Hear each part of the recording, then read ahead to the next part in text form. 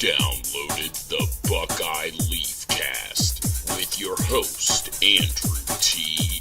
Evans, with special guest, Chris Stefanik. Rock and roll, ladies and gentlemen. Yeah, that's right. You've gone and done it again. You've downloaded another edition of the Buckeye Leafcast with your hosts, Andy Evans, and you know who.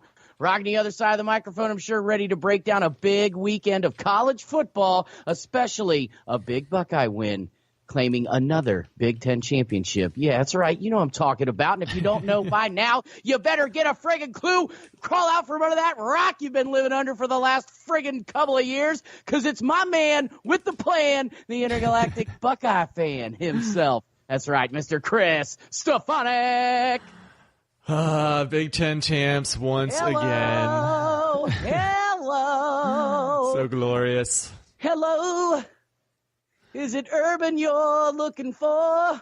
That's right, another Big Ten ring. Okay, I'm going to quit that line of Richie crap because I can't emulate him whatsoever. That's right, Chris. Ohio State, once again, second year in a row and third time now in Urban's tenure that the Buckeyes are Big Ten champs. Big win on Saturday night over the 21st ranked Northwestern Wildcats. It was a 21-point win over the 21st ranked Wildcats.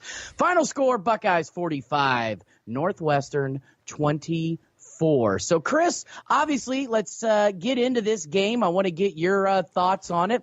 Let's face it, I mean, a lot of great things to touch on as far as Ohio State was concerned, but I think we're going to start talking some bad stuff here after we recap this big Buckeye win, because we're going to get into a little college football playoff talk too, which is coming up here in just a few minutes. But first, yeah, Chris, come on, baby. Big Ten champs again, 12-1. Ohio State Buckeyes now claiming their second title. How does it feel to... Does this feel as rewarding to you, Chris? I mean, okay, yeah, it was an 8-4 Northwestern team and looked a little dicey there in the third quarter, but, you know, Buckeyes jump out to a nice, comfortable 24-7 halftime lead. Gets a little dicey there in the third quarter, but then about midway through, after Northwestern got to within a field goal, you know, Buckeyes kind of smacked themselves around, woke up, and closed it out in you know, pretty convincing fashion. A good win as far as I'm concerned. A very good, solid win. Doesn't feel as rewarding, quite frankly, as it did last year, beating an undefeated fourth-ranked Wisconsin team for the title. But still, nonetheless, Chris, I mean, hey, you know, it's a friggin' Big Ten ring. It's another Big Ten championship trophy the Buckeyes can claim they've got. Right. So you, unfortunately, were not able to watch the game totally live. You watched the first half in an airplane about 10,000 or so feet above the ground. Something like that. Yeah, I was actually waiting on the airplane between flights. I was laid over in Atlanta. Watched the first half, laid over in Atlanta, and then when flying home to North Carolina, that happened during the second half, and was not able to watch that in the plane. So I just watched it on tape delay the next day. So, but no, I watched the game. I managed to avoid seeing what would happen. Of course, I felt really good when I got on that plane up 24/7. I'm like, hey, you know, yeah, Oklahoma beat Texas earlier today. That's unfortunate, but if Ohio State can replicate what they did in the first half, you know, and end the game 48-14, there's a chance. And then, like, the next morning, I fire up my DVR and I'm watching the game, and you know, it's 24-21, and I'm like, well, yeah, Rose Bowl isn't too bad. Well, yeah, and like I said, we'll get into the whole college football playoff thing, which of course everybody knows Ohio State did not get in, and quite frankly, I was not surprised at that. I was expecting that, especially after seeing Oklahoma, you know, put down a convincing 12-point win against their rivals, the Texas Longhorns, in a Red River rivalry rematch. Say that 5 times fast. But, you know, a nice 12-point win. Everybody figured, hey, Oklahoma, win and you're in, especially if Georgia loses to Alabama, which Georgia did. I want to, though, get into something when we talk about the college football playoff, you know, final rankings, not necessarily final, but at least, you know, who was in and who was out as far as making it to the top 4 and playing for national championship was concerned, something else really pissed me off. I know you probably already know, and everybody out there now probably knows, yeah, okay, Andy, we know exactly what you're going to say. But I'm not going to say just yet because I do want to get to this Northwestern Big Ten championship game.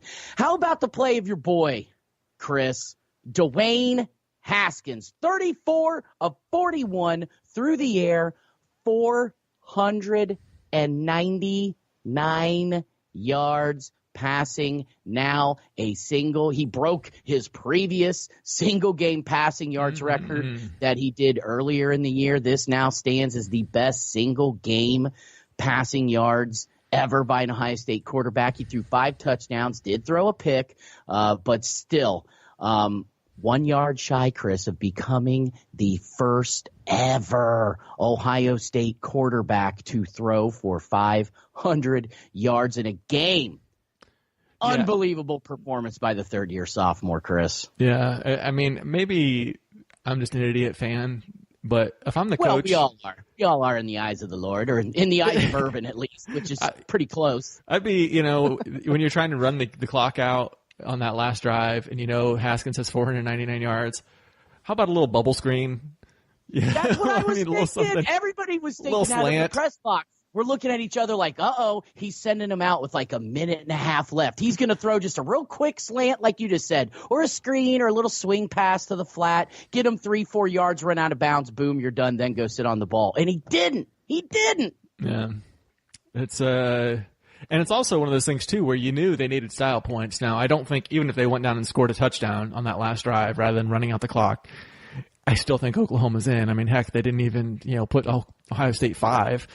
But, yeah, it's, what do I know? I mean, the important thing is to win the game. But I would have got them the nice, 5, dash something yardage for the game. That would have been pretty cool. But 499 for a new Ohio State record, for a Big Ten championship game record.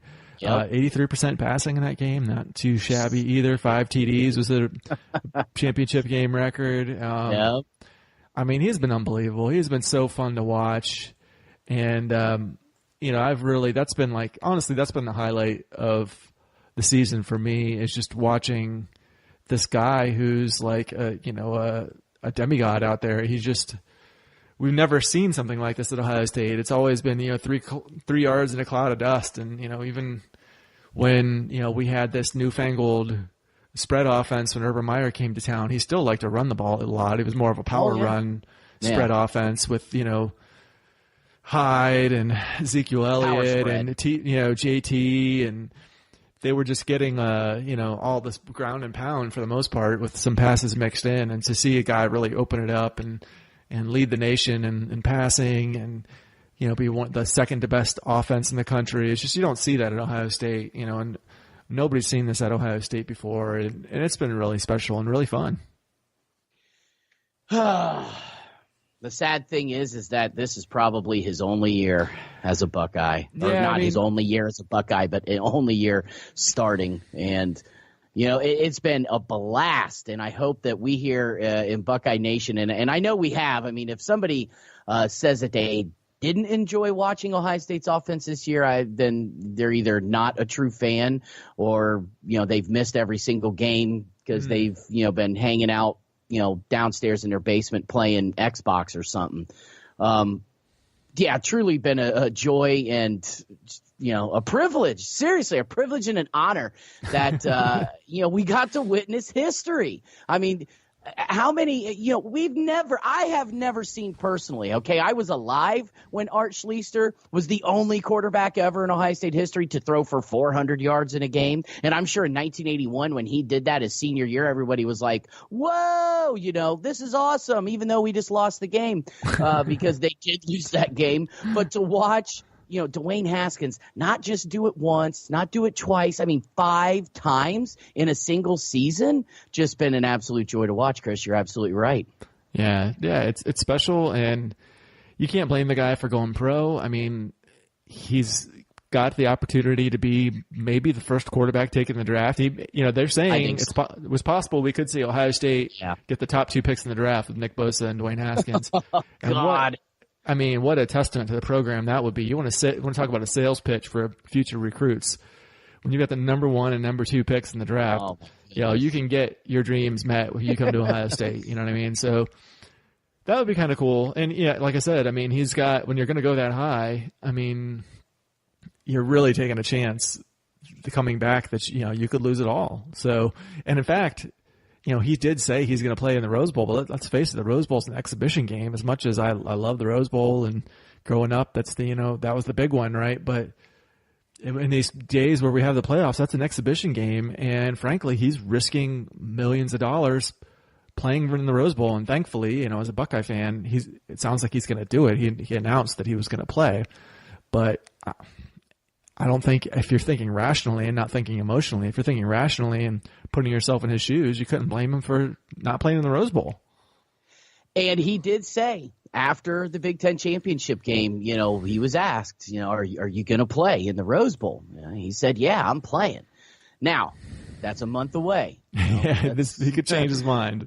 A lot of things. Yeah, a lot of people can get in his ear and change his mind between now and then. But as for right now, he said he's going to play. And I'm sure Urban's like, look, Dwayne, I get it, buddy. I get it. You are going to make a lot of money, come this time next year. You're going to be riding in a fat car, fat house, the whole nine, fat stacks sitting in your pocket. But, buddy, give me one more. Give me one more game. And who knows? A lot of rhetoric going on, Chris, that Urban's out, even though he's said a number of times, I plan on coaching, I plan on coaching, I plan on coaching, I plan on coming back, da-da-da-da-da. Football Scoop, I live in my grandma's basement.com is coming out with, our sources say that Urban is done and Ryan Day is the coach in waiting and, all this stuff. Everything's swirling around. What if all these crazy rumors and conjectures are true and this is Urban's last year and he's done after this? What if it is true? He's probably going to be like, yo, Dwayne, come on. Seriously, this is my last game too. Let's win one for the Gipper. Let's win one for the friggin' Gipper. Come on, baby. Join me for one last ride. Let's go out on a high note. I understand we didn't win a national championship, but, dude, you just did stuff of historic record proportions here at Ohio State. Let's go out here. Let's trash Washington, and let's get you a Rose Bowl ring, too, because I guarantee you when you get older and you're even done playing and you got your grandkids sitting on your lap, you're going to look at that Rose Bowl ring and go, yeah, man, that was pretty fucking cool. You know what I'm saying?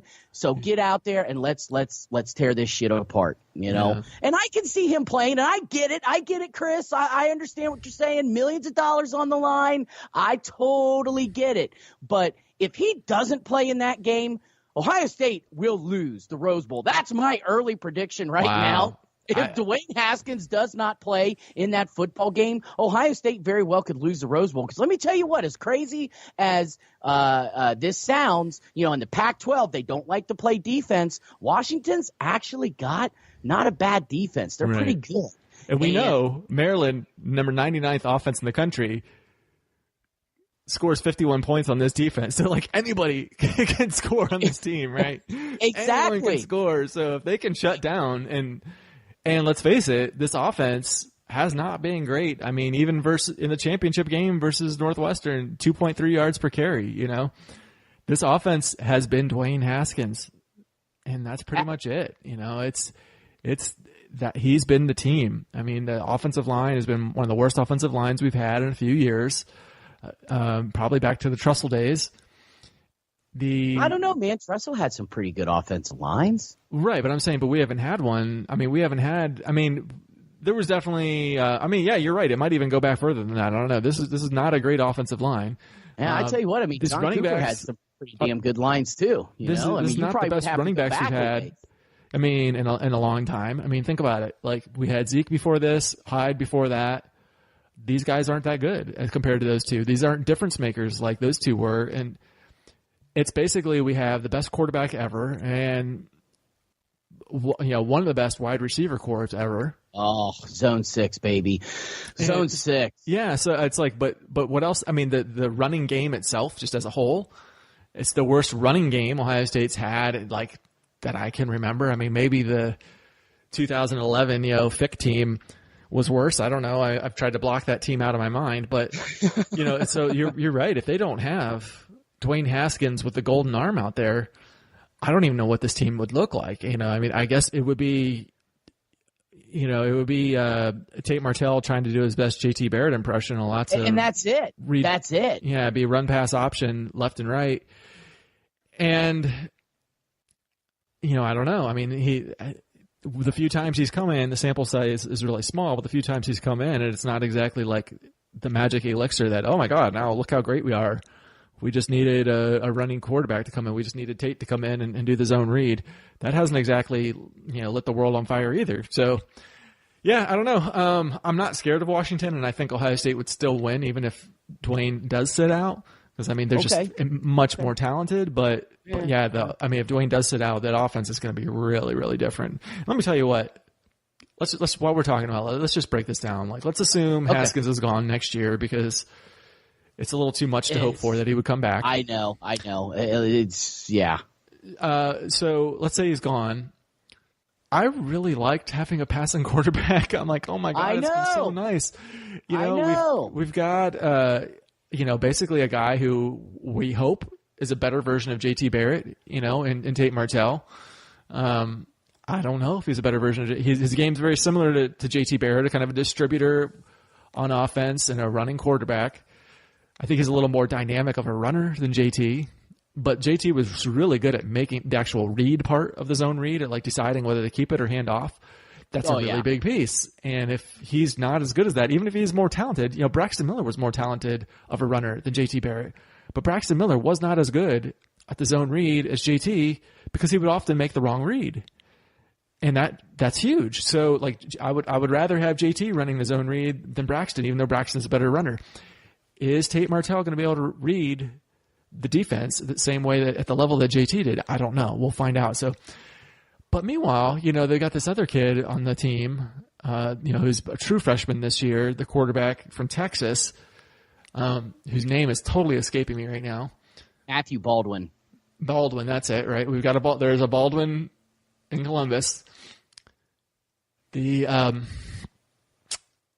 is a pocket passer. Now, because his game is like Dwayne Haskins, does that mean he is Dwayne Haskins? Is he going to come out and get 499 yards in Indianapolis next year? I seriously doubt it. Nah. There's a lot of pocket... you never know, but... there's a whole lot of pocket passers out there playing Division I football right now that have a game stylistically similar to Dwayne Haskins that are not Dwayne Haskins, that are not at that level, right?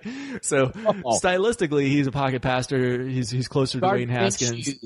Will Greer, great quarterbacks who I think are going to have possible success at the next level. But yeah, Gardner Minshew and Will Greer, not on Dwayne Haskins' level. I'm sorry.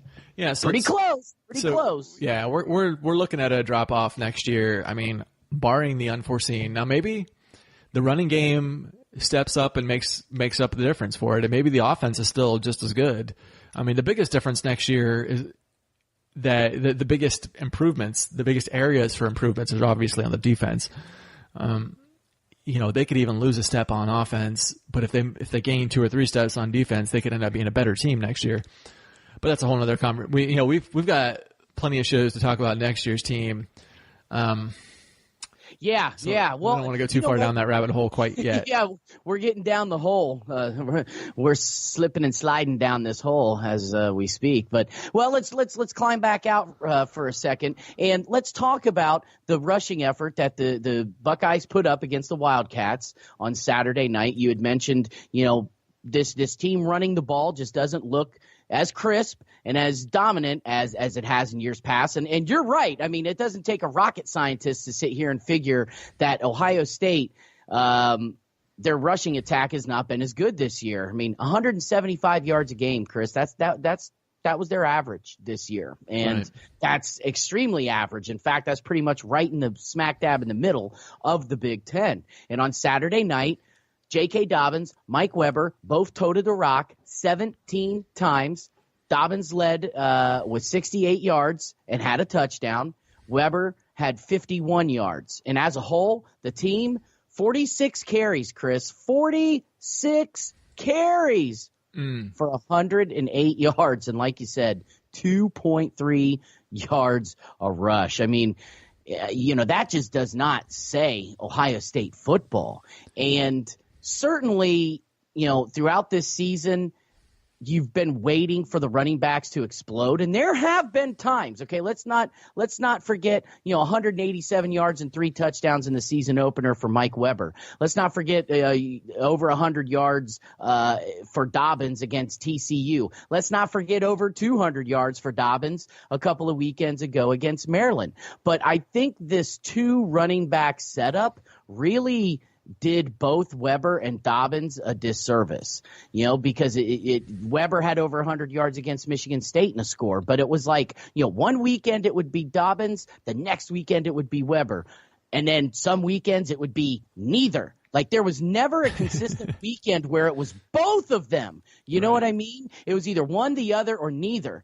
And I think that 2 running back dynamic screwed them up this year. 175 yards. But here is a bright note, though, Chris, on the season for these running backs and the rushing attack.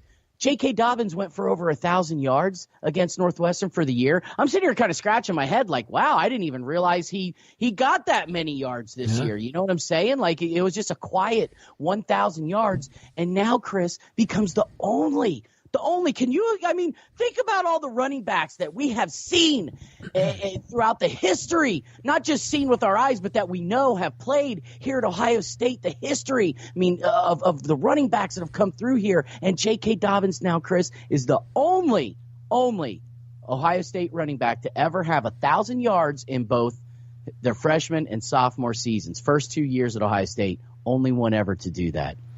Yeah.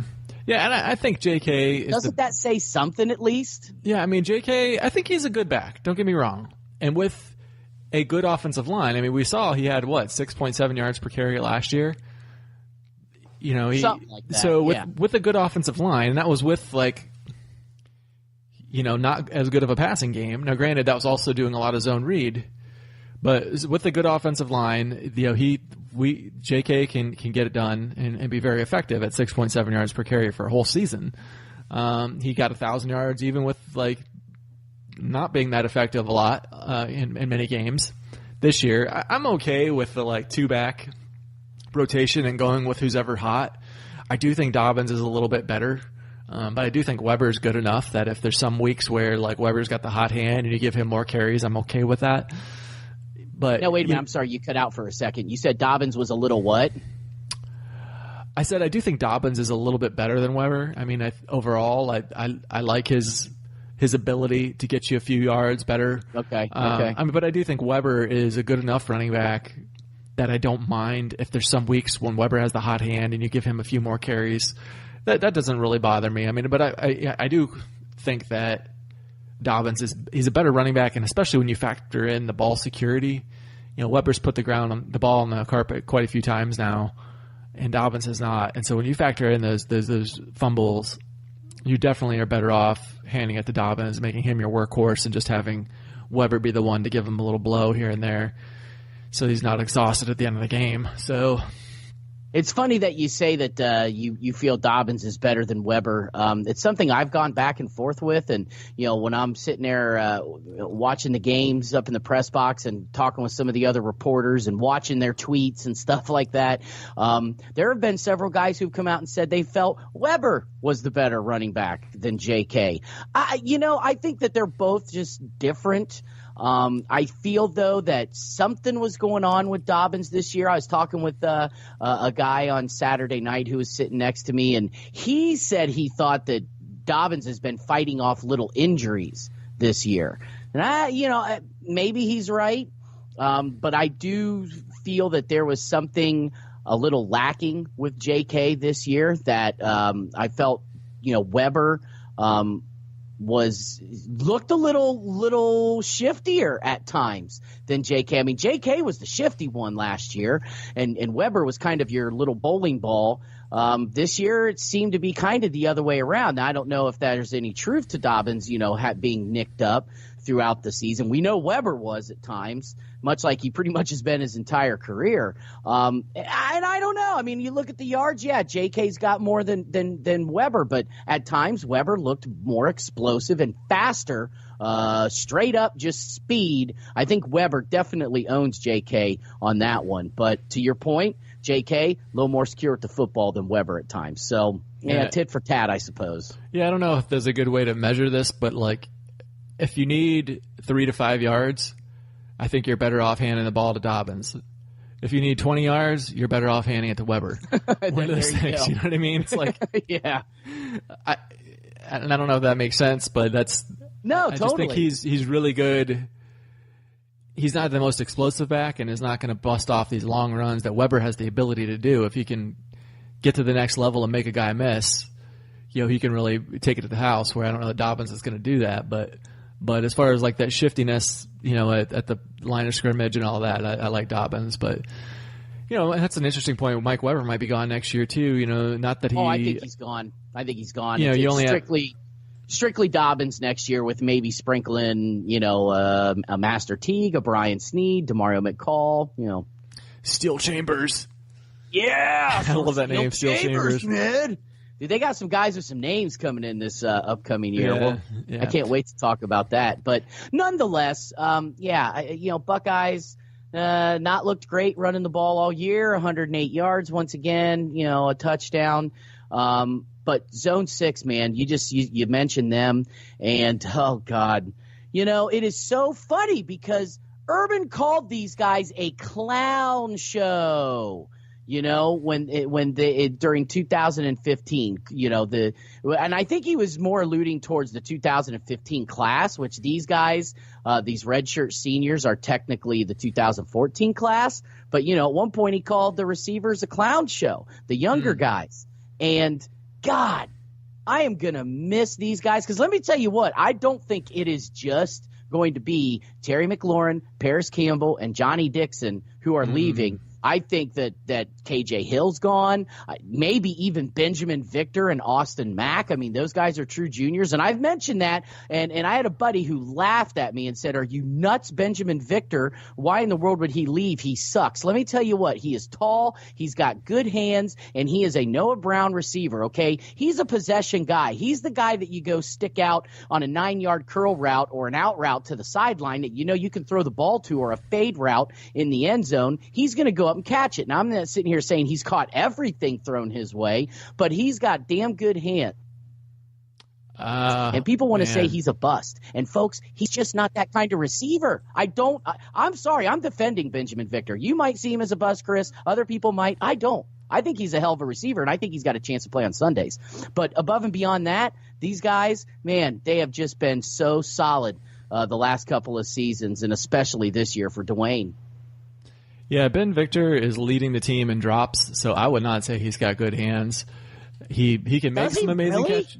Oh, I mean, he's dropped. It seems like every other play that the ball goes to him, it's a drop. It's either an amazing catch or a drop, nothing in between.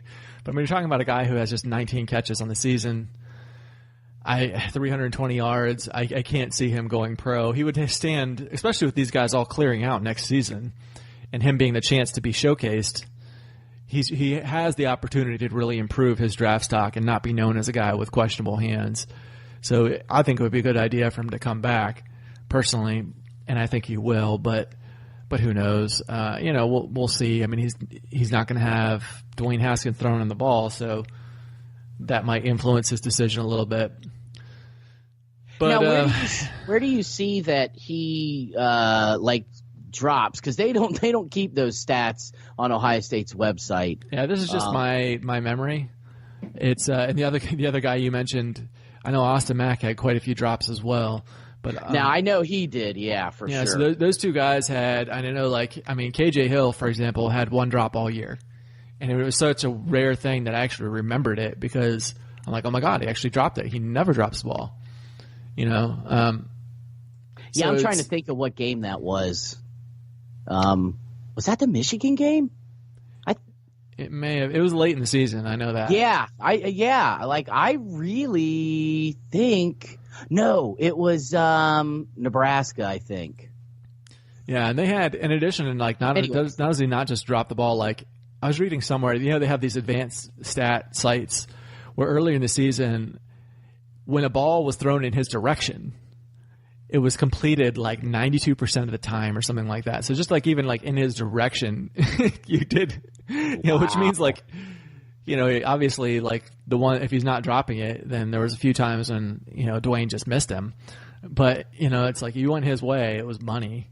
And, I got to believe he's gone. I just don't know that he has much else to prove, and I think especially with Dwayne Haskins being gone, it's very likely that he would have less production next year than what he's got this year, being second on the team in yardage and second on the team in catches. And that's exactly it. I mean, let's face it, these guys, come back next year. If you're a wide receiver, I feel bad for Chris Olave. Man, the true freshman phenom just came out and looked gangbusters there since the Michigan State game when he got his first chance to hit the field, and obviously has looked amazing since. You're coming back next year. Hopefully you're going to have Matthew Baldwin as your starting, or maybe Chris Chugunov. I don't know, somebody that can throw the ball. I'll be honest with you, I'm not sold on Tate Martell's ability to throw the football. I haven't seen much out of him. The only game he looked good was Rutgers, and that's because it was against a 1-11 Rutgers. Other than that, I've never been sold on Tate Martell's ability to throw the football so far. Now, I realize this was his redshirt freshman year. This was his first year being able to play. But nonetheless, I'm just not sold on Tate Martell running a passing offense, Chris. To your point, next year, if Tate Martell is the starter, it's going to be a lot of read option. And Zone 6 is going to be a sad bunch of little boys because they're probably not going to have too many opportunities to catch a football next year. Yeah, we'll see. I mean, Tate Martell did pass the ball in high school, winning, Player of the Year at Bishop Gorman in Las Vegas. And, they're going to throw the ball next year, but it's not going to be like this year, of course. So I just hope it's at the level that we were used to during the JT years, because he doesn't look like he's as good of a passer as JT even. JT wasn't chopped liver at passing the ball. No, he just seems like it relative to Haskins. But I mean, compared to like your average Ohio State quarterback throughout the the record books, JT was a pretty decent passing quarterback. So, but I don't know that I don't think Tate's at that level even. So it's going to be stepping back to like maybe the Braxton Miller days, maybe the Braxton Miller level days, of passing. Yeah. And I just don't want to go backwards like that. And even Braxton wasn't totally terrible. I know. But that, you know what? And of course, now we're heading down another rabbit hole. But come next year, man, it's just I'm really nervous about this offense. And in fact, I think next year it might be a complete reversal where the defense might actually be kind of the saving grace to this football team, and they're going to have to help the offense out. I know that sounds insane to say, but considering the amount of guys I really do feel that are going to be coming back next year, I mean, they're pretty much, Chris, bringing everybody back except for probably Draymond Jones, fourth-year junior. He could have left last year. There's no way he's sticking around for one more year. Draymond Jones is gone. Yeah. However, aside Jordan Fuller from might him, go, but we'll see. Who? Jordan Fuller. And he's a question mark. Yes, I mean he's a junior. Started the last couple of years. So Jordan Fuller. And I mean he's gotten some postseason accolades that might lend towards beefing up his resume in leaving. Right. So we'll see. Yeah, but I mean otherwise, I mean everybody's going to be back. And how about the defensive effort on Saturday night? I mean you did let Northwestern score 24 points, and I believe they had 418 yards, including another huge smack in the mouth when the other team's running back, who's very average, busts off a fat run. John Moten IV, a 77-yard touchdown run there early in the first quarter. But actually, Chris, after that dude had 3 carries for a total of -1 yard. He ended the night 4 carries, 76 yards, had 1 touchdown run of 77. So after that, they did a good job of corralling him. And their other running back, their main guy, true freshman Isaiah Bowser, 13 carries, 60 yards, never got in the end zone. So I don't know. What do you think about the defensive effort in the Big Ten championship game by the Buckeyes? I thought they played pretty damn well. Seems like the last couple of weeks, Michigan game and this past weekend, they were a lot better job flying to the ball, tackling, really swarming in there, see ball, get ball kind of thing. Right. Well, I mean, that Monton guy only had 203 yards on the whole year. So 77 yards was almost half of his yardage for the entire freaking year. Now, wait a minute. 203 including that 77-yard run? Including the 77. Oh, God. Oh. He dramatically he averaged 4.6 yards per carry just for fun. Let me see if I can do this math real quick here. Yeah, how much did that one carry improve his yards per carry here? So 203 minus 77. We're looking at, so he had 126 yards the rest of the year. Oh, yeah, that's damn near half. So he had 2.9 yards per carry, got the 77-yard run, and now he's at 4.6 yards per carry on the year. He had nearly half of his rushing yards and half of his average on one frigging run alone. And wait, how many touchdowns? 3, so total. So he had, a 50% jump in his touchdowns, went from 2 to 3. This is a problem. There you go. This team has given up those all constantly. So they gave up 6 rushing touchdowns of 75 yards or more on the season. That is insane. Somebody tweeted out, and I didn't check this, but it was like a major analyst, right? That was the most by any team in a single season over the last 15 years. Not just like Ohio State history, but like any team, all the hundreds of teams the 100+ teams that play in Division I. It's been 15 years and no one has done that. So what? It's unacceptable. I don't know if that's true. Maybe that's not true. I'm just telling you, I saw it in a tweet. I mean, it would not surprise. Whatever it is, it's bad. Whether it's true or not, it's bad. Well, and it wouldn't surprise me if it is true, but nonetheless, I mean, that's insane if it is true. Yeah, and I was thinking about it. The defensive line is still really good, even losing Nick Bosa. I mean, they had probably their best pass rushing game of the year. They had 5 sacks, 4 QB hurries, plus that one, Chase Young hitting the arm of Thorson and causing the interception. Silly interception. So Damon Arnett, first of the year. Yeah, I mean, the defensive backs were pretty poor for much of the year, but by the end of the year, I feel like we have 4 good defensive backs. I mean, Fuller's pretty good. He got all conference nods. Since they brought in White to play beside him, that's really shored things up. Wade and Okudah I think honestly, that's the reason why this defense has looked better is, quite frankly, because of Brendan White. I think these guys are a little more confident in his abilities. Right. But, I mean, both Wade and Okudah, they were looking like shutdown corners out there, and they've both stepped it up a lot. And Sheffield even, he's decent. He's not great. He's athletic as all get out, and he's right there with the receivers every freaking time. His only problem is when the ball, he doesn't turn back for the ball, so he gets called for pass interference a lot because he doesn't turn back for the ball. But they've got 3 cornerbacks and 2 safeties. I feel like they've got pretty good defensive backs, and we'll refrain from jumping on top of Damon Arnett right now. I think we've done that enough this. Yeah, well, hey, you know what though? First interception of the season for Damon Arnett there. That's off true. Of that and he got robbed from a fumble, a forced fumble. That guy was not down. I mean, his knee was on Arnett's foot.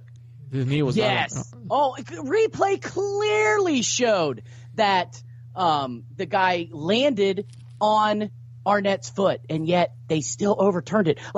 Chris, just a quick rabbit hole. Some of the refereeing I've seen this year, some of the worst refereeing I have ever seen. And you have friggin' cameras with the ability to show you an instant replay, and you're still getting it wrong? Not only getting it wrong, but overturning. Overturning. Yeah, I mean, my God, if it's close, you're supposed to go with the call on the field. Exactly. Let alone if like it's not only close, it clearly shows it. That the original call was right. I mean, you almost got to wonder what's going on here. Vegas, Vegas, your Vegas type people, if you will, having a hand in some of these calls being made on the field. I mean, seriously, man, it's freaking ridiculous. But he did get robbed. So yeah, David Arnett actually not a bad game on Saturday night. Not bad. Right. But, I mean, Ohio State, speaking of penalties, speaking of the Zebras, they were 125th in the country in penalties. 125th in the country in penalties. I mean, really? I mean, that's astoundingly bad. So, and they once again had like their typical game. I mean, I don't know that they've had a game all year where they had less than 8. I mean, this team has not been consistent this year, but one thing they have been consistent at is getting those yellow flags, man. They, they're good for 8 to 12 of those a game. Well, they had 9 for 90. Yeah, I mean that's a standard game for them. That wasn't. You can't even say that was a bad game. That's like standard for them. 9 or 10 penalties standard. That's just stupid to say, but it's true. Yeah. It's true. Yeah. So I think. We should probably transition while we, before we get too far down in this into the playoffs. And there's a lot of people feeling like, Ohio State got screwed again this year, getting left out. And there's a fair argument to be said for that they got screwed. I mean, you can definitely make the case that they deserve to be in there over Oklahoma or Georgia. But at the same time, I mean, Ohio State has a lot to blame for not getting in there. They did not look good for much of the year. Yes, they won 12 games, but they did it looking crappy. They lost by 30-some points to a 6-6 team. You just can't do that. Hey, 29, okay? Come on. You lost by 29. You can't lose 29. By 29 to a 6-6 team. So, and it's just stuff like this, these like astounding number of penalties. I mean, that's just, they were out-talenting teams all year long. And well, on paper, that's not good enough. I mean, that's not good enough. I mean, my God, you can't beat Nebraska by 5 points. You can't beat Maryland because the quarterback can't hit a wide open receiver on the final play of the game. Yep. No, you're right. That's that was not Ohio State beating Maryland. It was just they didn't have Maryland beating themselves. If it was Dwayne Haskins back there for Maryland, they would have won that game, right? So it's they were winning the games on talent. So, it's one of those things I've been calling for an 18 playoff for a long time. I mean, this is 3 years in a row that the Big Ten champion has been left out. And over those 3 years, the Big Ten has probably been, the first or second best conference in each one of those years. At worst case scenario, maybe the third best. And their champion keeps getting left out. It's not right, I mean, it's not. And meanwhile, like Clemson keeps getting in there. I'm sorry, the ACC is trash. There are probably Ohio State, Michigan, and Ohio State, Michigan, and Penn State would all have gone undefeated if they played Clemson's schedule. Probably 4 or 5 teams in the SEC would have gone undefeated if they played Clemson's schedule. I mean, they didn't play anybody. And Notre Dame, for that matter, had 5 games against ACC teams. Notre Dame, Ohio State has 12 wins, Notre Dame has 12 wins. Versus common opponents, Ohio State was better. Yeah, margin of victory for Notre Dame, 17 points. That would be Michigan, and that would be Northwestern. Yeah. Notre Dame's margin of victory was 17 points. Ohio State's was in the 40s. They both have 12 wins. One of those teams with 12 wins has a conference title. One of those teams has a margin of victory in the 40s versus common opponents where the other team is 17. You know what I mean? It's like there's, if anything, like Notre Dame is the one with like the worst resume, the worst case to be made for them being in there. No, absolutely. At the same time, like any team that goes undefeated, I'm okay with them getting in. But also, if you're the better team, I think you should be in as well, which I think Ohio State has showed they're the better team than both Notre Dame and Clemson. So it's like, and what does that say? Well, it means you need to let in more than 4 teams. If an undefeated team deserves to be there, if the better team deserves to be there, then they both deserve to be there, in which case 4 is not enough. So I know, and you know my stance on it. I just, I really still, for some reason, my naivete, my idiocy, my heart of hearts, I still truly want to believe that these kids are student athletes and these are too many games for them. But I know that's a completely hollow argument. People laugh when I say that. You laugh when I say that. I mean, and I get it. I know. But I also think of it as you're just adding more games for these kids. And if anything, because of this whole CTE argument and debate in the NFL, Chris, I mean, all this does is this just gives them a greater chance to just, continue getting hurt, and not even CTE, just you're beating up your body in general. When is enough? I mean, we got to understand these guys are human beings and they can only take so much punishment. I mean, you see running backs and quarterbacks who are, in their 50s that are unable to walk, after taking so many hits for so long. And that's really one of the main reasons I think about it is just the physicality of the game. And, how much more do we want to see these guys beat the crap out of themselves? And pretty much everybody doesn't care. Yeah, I want to see more. Give me more. Give me more. Give me more. Give me more. Well, okay, if you're going to add an 18 playoff, which, okay, I'm cool with that. Take out a couple of non-conference games then.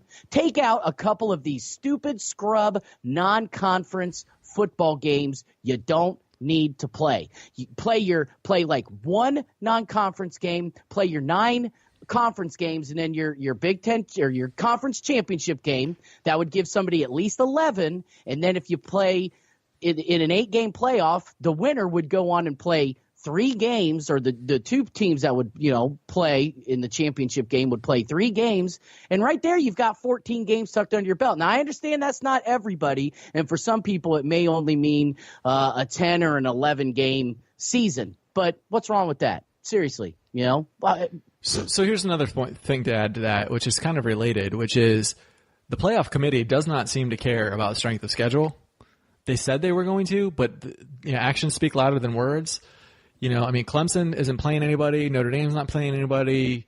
I mean, heck, if you look at non-conference, Alabama's not playing anybody out of their conference. They're playing the Little Sisters of the Poor. What is your motivation for scheduling like premier out-of-conference games like TCU, What about, or just the Big Ten going to 9 conference games? They just did that 2 years ago. Before that, it was always, forever. It was 8. 8, yeah. So, if you look at the games that were added, because these schedules come out in advance, do you know what the 2 games that were added to go from 8 to 9 the last 2 years for Ohio State? It was at Iowa last year and at Purdue this year. Those were not originally on the friggin' schedule. So if you just stayed at 8 games, Ohio State's is like undefeated going into they're undefeated 13-0 Big Ten champions going into the playoffs the last 2 years. Why is the Big Ten doing that to themselves? The playoffs are going to be this ridiculous where it doesn't matter who you play. So you can be Clemson playing these trash schedules and you get in. So maybe that's a way to save on the body, like you were saying, is so you can schedule. Why don't schedule a TCU where you're going to have your starters in there? Schedule an FCS team where it's an exhibition game where you have your starters in for the start of you haven't played the first quarter and maybe the start of the third quarter, and you get all your backups a lot of playing time in, and it's a glorified practice because apparently the committee doesn't freaking care. So, well, and you know what? From year to year, Chris, we don't know what the hell's on the committee's minds. And granted, there's a 3-year cap on. People are allowed to be on the committee for no more than 3 years. So it's always changing, which is cool. Just like, hey, that's democracy for you, right? You don't have the same people, the same guy running the same country or the same organization. Well, unless, you're, I don't know, you're the boss, the CEO or something. But you get what I'm saying. I mean, hey, we switch out presidents at least every 8 years, no more than that. So the committee's always changing. It's not always going to be the same thought processes. This is what we're dealing with when we talk about the College Football Playoff Committee. It's devised of humans. It's not a computer component element. It's just 13 humans in a room deciding who is best. And sometimes that's going to change. You know, one year it was, Ohio State won the Big Ten championship game, and that accounts for something. TCU and Baylor, sorry about your luck being in the Big 12 and you don't have a conference championship game. And then Ohio State's in. Then the next year it's, it's this reason. When Ohio State gets in at 11-1 and didn't play for the conference championship and still got in over Penn State, to your point, a Big Ten champion hasn't been in the last 3 years. Ohio State, look at their strength of schedule, look at their wins, and their only losses to the conference champion. So we feel that they're actually better than the team who won the conference and beat them in the year. And they're deserving to go, and the Big Ten champ isn't. And then the last 2 years, the Big Ten champion, Ohio State, has not gone. So what the hell is going through their minds from year to year to year? Obviously, it's going to change. But this year, Chris, my thing is this, okay? This is what really pisses me off about the rankings. I'm not mad that Oklahoma's in. Like I said earlier, I expected it. I planned for it. It happened. I'm fine with it. I was already in my mind ready to see Ohio State go play in the Rose Bowl. And for me, a traditionalist, would I like to go see him play for national championship? Of course. But a consolation prize, a Rose Bowl, like you said, granddaddy of them all. Hey, us growing up in that era when the Rose Bowl was king, that's fine with me. I'm ready to go see Ohio State beat up on Washington. But to see them put Georgia ahead of us, and I know I get it. There's no difference between 5 and 6, okay? Absolutely none. Neither team is getting to play for the championship. So who the hell cares if Ohio State's 5 or 6? But it's the principality of the matter. You know what I mean, Smokey? It's the principality of the matter. It's just the thing that they truly felt that a 2-loss SEC team that didn't win a conference championship is better than a 1-loss Big Ten team who did win their conference championship. And if you go to the CFP's website and you look right there at some of their criteria, one of the 4 main talking points that they stress is championships won. And they completely – I get it if you're going to put Oklahoma in over Ohio State. That's fine because their 1 loss they avenged, and their 1 loss was not that bad, and it's to a team that's still ranked. But – to put Georgia ahead of Ohio State, I just like I said, on principle alone, is just a smack in the face. Yeah, well, the problem is this isn't based off of a formula. This isn't like you win your conference, you're in. What it's based off of is a beauty pageant. It's a freaking beauty pageant. Even you win all your games, you're not in. So style points matter. UCF wins all their games, they're not in. No, I'm not arguing UCF should be in there because I think it should be the best 4 teams, and I don't think they're one of the best 4 teams. But it just goes to show you that the criteria is not win all your games, or else UCF would be in there over Oklahoma. The criteria is not win your conference, or else Notre Dame wouldn't be in there, or else Georgia wouldn't be ahead of Ohio State. The criteria, it's completely subjective. It's who do I think is the best? Man. It's a freaking beauty pageant. And it's ridiculous. I'm at the point where I'm like, maybe we should just go back to the BCS, have the BCS pick the 4 teams, because actually Ohio State's in the top 4. If you use the old BCS rankings, they make the top 4. Let's remove this freaking subjective thing from it. And that's why I like the 8-team playoffs, because with 8 teams, what you can do is you could say, okay, the 5 power conferences, they're champions in. Or you could do something like, if you have 2 losses or less and you're a Power 5 conference champion, you're in. Because there are years where like a 4-loss team wins their conference. Imagine Northwestern upsets Ohio State. Do they deserve to be in the playoffs? Probably not. But if you're 2 losses or less, have a formula that says if you're 2 losses or less and you win your conference and you're in the Power 5, you're automatically in. And then it takes the subjectiveness out of it, because there's something to be said for going through one of these challenging conferences and winning those games. Championships matter. It should matter anyway. It apparently doesn't at the committee, but it should matter. So, yeah, it's frustrating. Ohio State plays 9 conference games. They played 12 Power 5 teams this year, and the one team that they didn't play that was a Power 5 team was Tulane as a bowl team.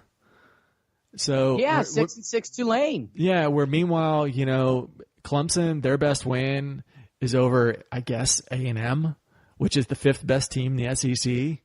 Now, come on, Chris. They beat a 7-5 Pitt team for the ACC championship. Exactly. It's like, come on. So I'm not happy. I imagine the Pac-12 is not happy. I imagine the Big Ten is not happy. Well, something needs to happen. I don't know what that is. It's going to 8 teams, Chris. That's all there is to it. It's going to 8 teams. Within the next, I'd give it 2 or 3 years. Now, within 5 years, because there is going to be serious talks within the next year or two, I think especially after the last 2 years, or to your point, 3 years, even though that a Big Ten champion has not made the top 4, although Ohio State did make it in, so kind of representing the conference in that way. But, the last 2 years, the Big Ten champ has not made it in. I mean, do you know how stupid that sounds? I'm sorry, but Ohio State plays Notre Dame, dude. We mop the floor with their Irish asses, okay? We would drag them up and down the friggin' turf by their ball bag and sling them so hard up against the goalpost we knock them in the next fucking year. You know what I'm saying? Dude, seriously. This is the thing that's frustrating about this, is that, honestly, I think Ohio State, when they're on their A game, they can beat anyone. They can beat Alabama. I'd like to see Alabama try to stop that team that scored 62 points on the number 1 defense in the country. I'd like to see that. Now, maybe they would, and I think maybe they play 10 times. Alabama's going to win the majority of those games, but I don't know that they're going to win all 10 if they play 10 times. I think Ohio State's going to win a few of those. If Ohio State could get them in a shootout, any one of these teams that made the playoffs, any one in the top 6 right now, including Georgia. If Ohio State gets you in a shootout, good luck with that. Good luck with that. Honestly, it's like the team that might be the most difficult for Ohio State to stop might be Oklahoma, just because Oklahoma is used to winning shootouts. And Oklahoma, there's just no stopping that Oklahoma offense.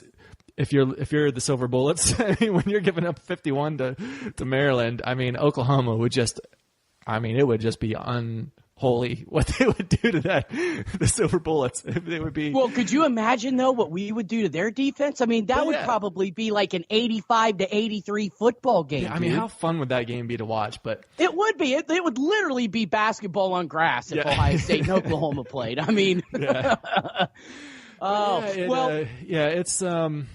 It's crazy. But I think, speaking of passing the ball and scoring a lot of points, we should probably mention a little trophy that's going to be handed out this weekend in New York City.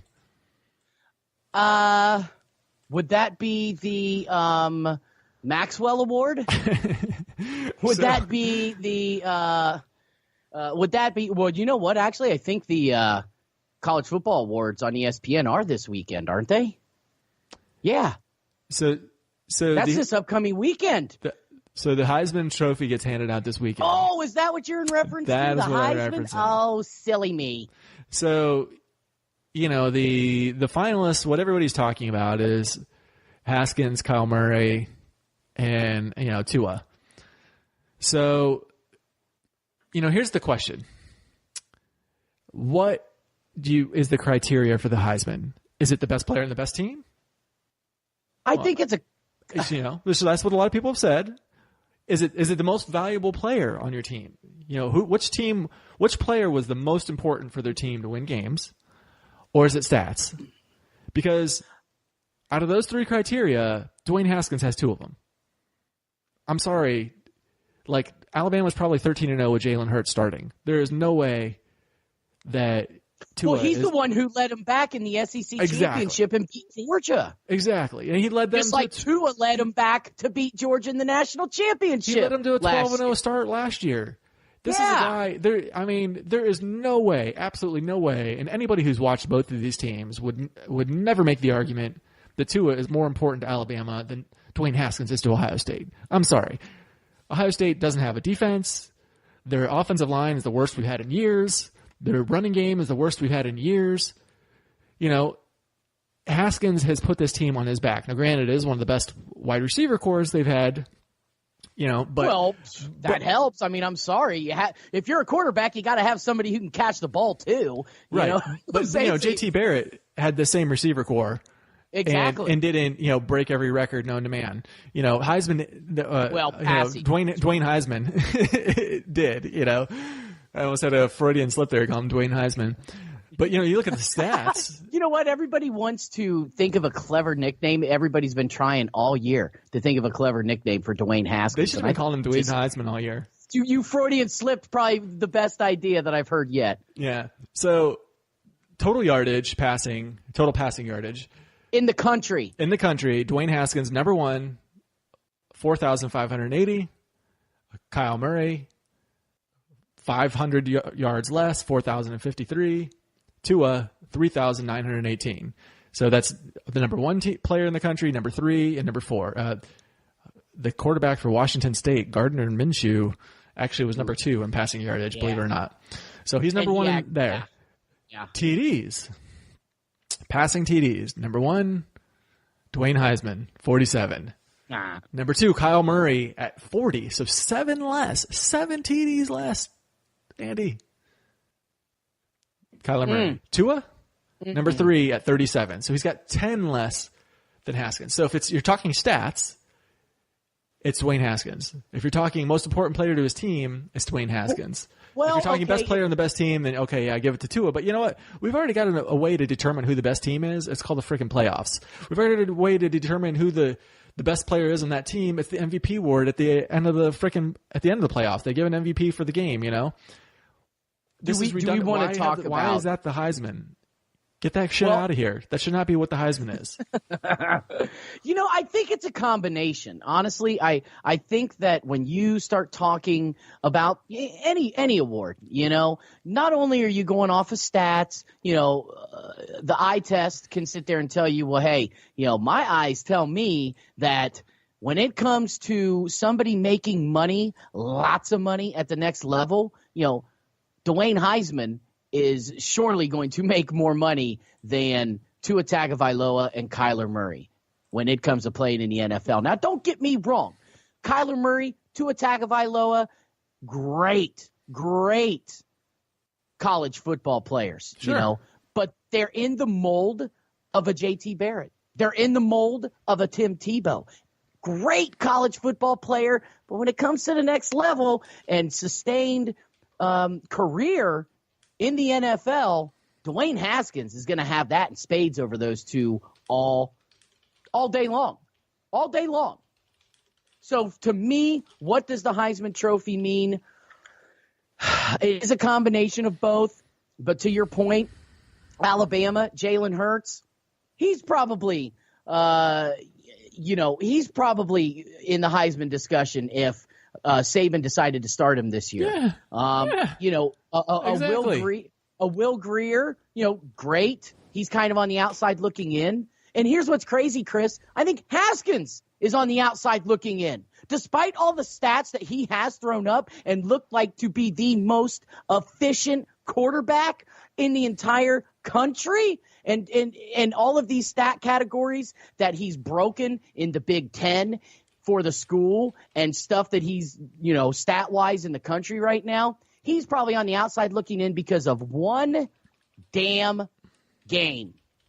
And if you really think about it, he wasn't actually – his completion percentage wasn't great. He was 45 to 73 in that football game. He still threw for 400 yards and 2 touchdowns. However, did throw a pick 6 at the end of the game. But still, one damn game. One damn game, Chris, that's it. And that's what's going to keep Dwayne Haskins out.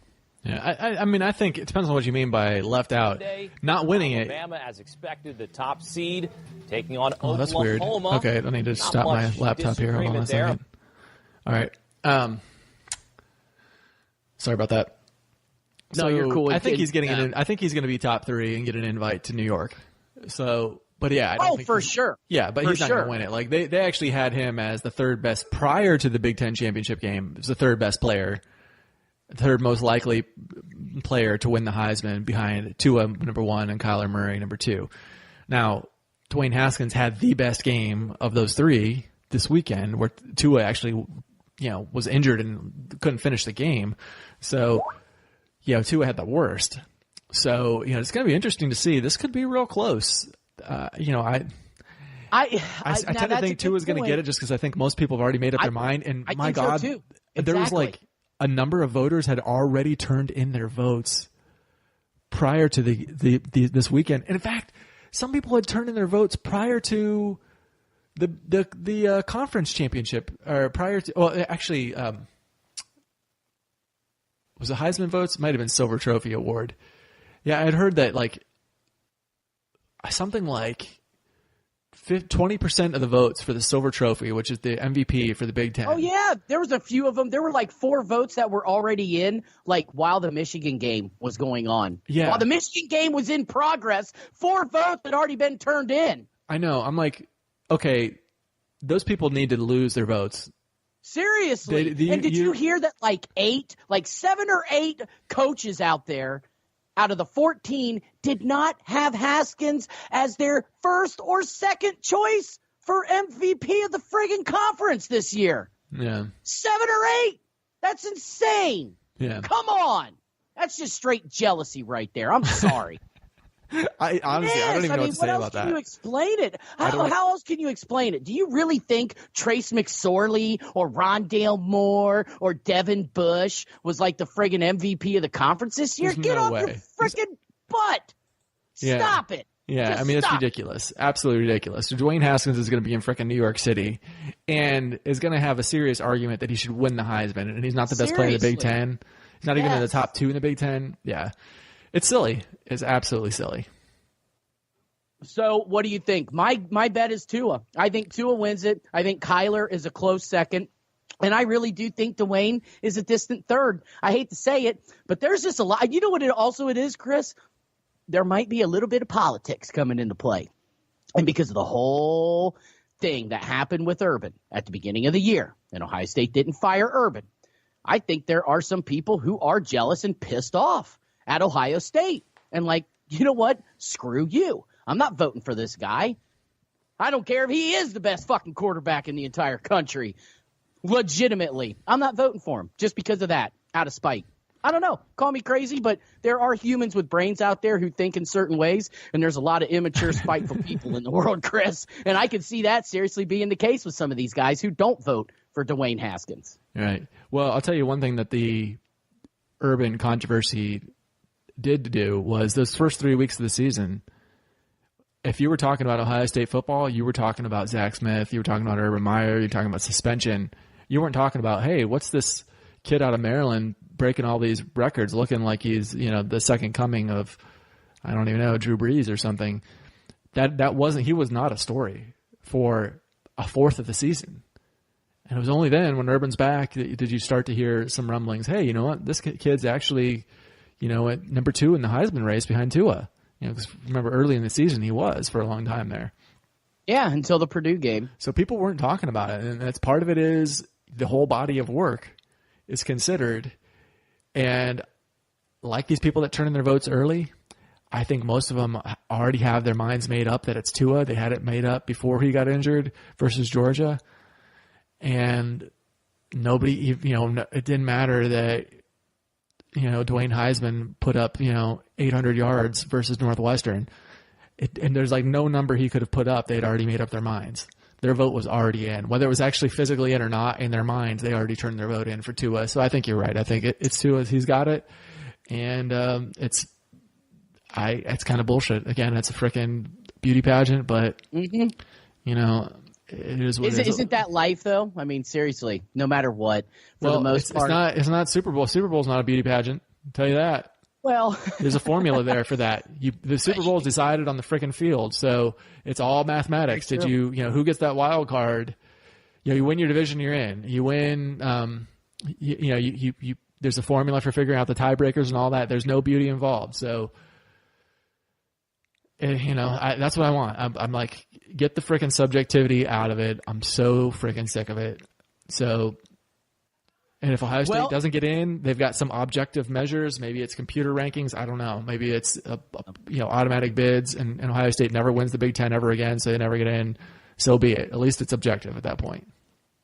Well, if they never win the Big Ten again, that might actually be a blessing because then they might actually get to make it into the college football playoff at this point. I mean, Ohio State doesn't win in 16, they're in. They've won the last 2, they're out. So yeah. I think that's been a curse for them to win the Big Ten championship. Man, speaking of curses, imagine we just got done winning the 2014 national championship, thumping Oregon. And I say to you, Andy, the freshmen that are coming in next year, they're going to play 4 years at Ohio State. They're going to leave as seniors without scoring a single point in the playoffs. Would you be a little disappointed at that moment in time? Yeah, I would. Yeah, I would be too. And that is exactly what happened. Yeah. Those guys, they were one invite over that 4 years since 2014. One time they went to the playoffs and they got shut out by Clemson. So, on that note, yeah, there we go. that's something. Let's close it up. Let's end the Buckeye Leafcast on a positive note there from the Intergalactic Buckeye fan, Mr. Chris Stefanik. In fact, Chris, if they need a little more intergalactic in their life, where should they go to find you? Yeah, if you want to actually have some positivity, come check out my personal development podcast, Choice Conversations. You can find me at choiceconversations.com or on anywhere where you would find podcasts. Just search for Choice Conversations and I'll come right up. And there, it's not going to be bleak. There, we're not going to be debating beauty pageants versus mathematical formulas. Why not? We're going to talk about what can we do to improve your life and take control of the things that you actually have control over, instead of these things where you're just sitting back and have to be frustrated at the football gods. So there you go. Choice Conversations. My man, the Intergalactic Buckeye fan right there. Go check him out. Have a choice conversation. Just don't talk about football. Maybe talk about a beauty pageant, but keep it within reason, I'd say. Right? You got it. There you go. All right, this episode of the Buckeye Leafcast also brought to you by Christie's Cleaning Services, LLC. It's not clean until it's Christie clean. Be sure to visit her Facebook pages at Christie's Cleaning Services, LLC. And it's also brought to you by Columbus Wired for your premier source for sports in and around the Central Ohio area. Check us out at columbuswired.net. So, long one today, Chris, but we had a lot to talk about. And probably going to be taking a little bit of a break until the Rose Bowl, even though we did kind of dissect it a little bit there for a couple minutes. But I'm sure we'll probably be meeting up here in the middle probably in about another 3 weeks to chop up the 6th-ranked Ohio State Buckeyes and the 9th-ranked Washington Huskies for the granddaddy of them all, the Rose Bowl. Let's do it. Can't wait. Until then, sir, OH. Oh. Go Bucks! Back to Ohio State, to old Columbus town, to the stadium to hear the band, by far the finest in the land. I want to go back to Ohio State, to old Columbus town. I want to go back.